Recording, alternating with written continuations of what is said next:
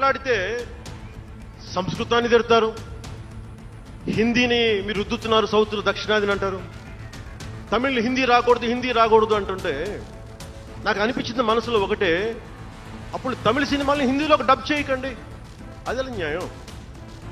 పనిచేసే వాళ్ళందరూ మనకి బీహార్ నుంచి రావాలి, కానీ హిందీని ద్వేషిస్తానంటే ఎట్లా? ఇవన్నీ మారాలి కదా. అందుకని భాషల్ని ద్వేషించాల్సిన అవసరం లేదు.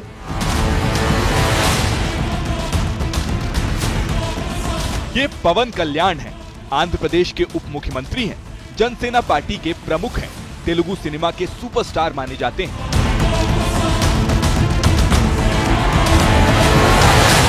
इनकी साफ गोई ऐसी कि जो कहते हैं डंके की चोट पर।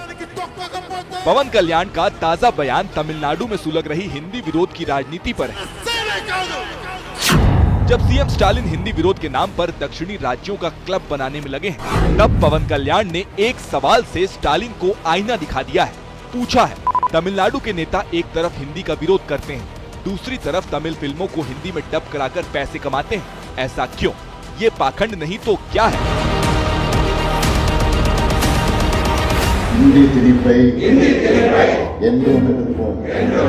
हिंदी से पूरे दक्षिण भारत को डराने की स्टालिन की राजनीति के लिए पवन कल्याण का ये सवाल बड़ा झटका है। कई दिनों से स्टालिन की राजनीति एक सूत्री कार्यक्रम पर चल रही है, वो है नई शिक्षा नीति के 3 भाषा फॉर्मूले का विरोध। स्टालिन हवा बना रहे हैं कि केंद्र तमिलनाडु पर हिंदी थोप रहा है, जिससे तमिल भाषा को खतरा है। वैसे द्रविड़ राजनीतिक दलों का हिंदी विरोध नया नहीं है, इसका इतिहास 6 दशक पुराना है, जिसकी दुहाई देकर वोटों की फसल काटी जाती है। Since 1938, we had passed a legislation in the state assembly that the Tamil Nadu will always follow 2-language formula because of the advice and suggestions by the experts in education, not actors. So the bill was passed way back in 1968 when Pawan Kalyan was not even born. मुमकिन है कि पवन कल्याण गठबंधन धर्म निभा रहे हैं, लेकिन DMK का हिंदी विरोध कौन सा तमिल हित में? उसका रूप भी विशुद्ध राजनीतिक है, जिस पर मुहर तमिलनाडु की ही विपक्षी पार्टी AIDMK भी लगा रही है। DMK seems to have taken this as a political opportunity to play dirty politics around this. Pawan Kalyan linking business, Tamil movies should not be dubbed in Hindi, that's purely business. That has nothing to do with the cultural fabric of a state. So NEP gives a door for a third language to come into the state, and we see it as a backdoor entry for Hindi to come and sneak in and dominate in due course of time, which the central government run agencies have already done in Tamil Nadu. नई शिक्षा नीति को थोड़ी देर किनारे भी कर दें तो पवन कल्याण की बात में कुछ तो दम है। తమిళ్ హిందీ రాకూడదు అంటుంటే నాకు అనిపించింది మనసులో ఒకటే, అప్పుడు తమిళ సినిమాల్ని హిందీలోకి డబ్ చేయకండి, అదే న్యాయం. పనిచేసే వాళ్ళందరూ మనకి तमिल की वो फिल्में जो हिंदी में डब होने के बाद ब्लॉकबस्टर साबित हुई, हिंदी के दर्शकों में हिट और सुपरहिट बनी, करोड़ों रुपए की कमाई की, उनका अंक गणित भी आपको दिखाएंगे। अभी आप तमिलनाडु से आने वाले उन कलाकारों को देखिए जिनके बिना हिंदी सिनेमा पूरा नहीं होता। वैजयंती माला, वहीदा रहमान, हेमा मालिनी, रेखा और श्रीदेवी, इन सभी सदाबहार अभिनेत्रियों का रिश्ता तमिलनाडु से है, उसी प्रदेश से जहां के मुख्यमंत्री इन दिनों हिंदी विरोध में भारतीय मुद्रा के प्रतीक को भी बदलने पर उतारू हैं।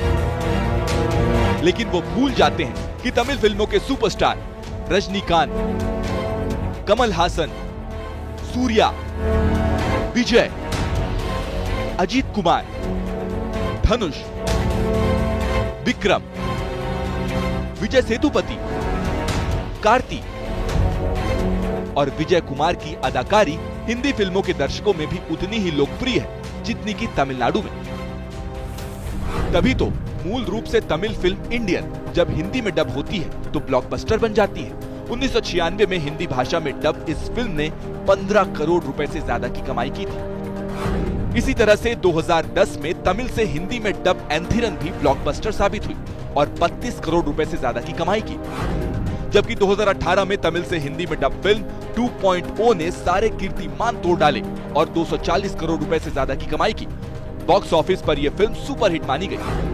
2022 में तमिल से हिंदी में dub film rocketry the Nambi effect भी सुपरहिट रही और करीब 27 करोड़ रुपए की कमाई की। साल 2023 में इसी तरह लियो फिल्म भी सुपरहिट रही और 35 करोड़ रुपए से ज्यादा की कमाई की।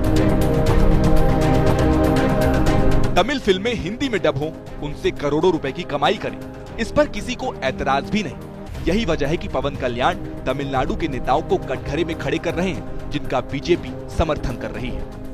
लॉ एंड ऑर्डर मेंटेन करने में और सरकार वहाँ पर लोगों को रोजगार देने में विफल हुई है।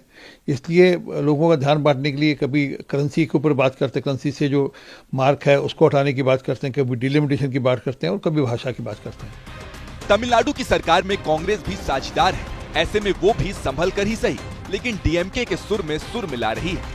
ये जो भाषा का मामला है ये बहुत सेंसिटिव है, इसका लोगों की भावना से जुड़ा हुआ है और अगर किसी तरह से वहाँ 3 लैंग्वेज फार्मूला लागू करना है तमिलनाडु में या किसी भी स्टेट में, तो वहाँ के राज्य सरकार को विश्वास में लेना चाहिए। वहाँ नई शिक्षा नीति में 3 भाषा की पढ़ाई मोदी सरकार के दिमाग की उपज नहीं है।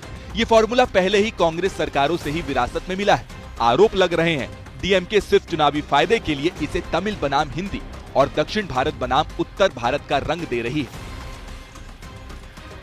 भाषा जो है संवाद की जननी होती है, विवाद का कारण नहीं हो सकती वो भाषा। और भाषा के माध्यम से कोई व्यक्ति अगर राजनीति करके और देश को बांटने की कोशिश करे तो मुझे लगता है ये बहुत बड़ी घृणित और देश विरोधी मानसिकता है। मैं इस बात पर गर्व है तमिल संस्कृति पर, तमिल भाषा पर, लेकिन इसका मतलब ये नहीं कि आप उसके लिए आप दूसरों को ऊपर जबरदस्ती जो है वो उसका अपमान करने लग जाओ। भाषा को तोड़ने नहीं बल्कि जोड़ने का जरिया बनाना चाहिए। तमिलनाडु के बच्चे भी अगर फर्राटेदार हिंदी इंग्लिश बोलें और इसी तरह से हिंदी भाषी राज्यों के बच्चे भी बेहिचक इंग्लिश और तमिल या कोई अन्य दक्षिण भारतीय भाषा बोले पढ़ें, तो इससे बेहतर क्या हो सकता है। ऐसे दौर में जब काशी तमिल संगमम हो रहा है, तब हिंदी विरोध की द्रविड़ राजनीति न तमिलनाडु के लिए अच्छी है और न ही देश के लिए।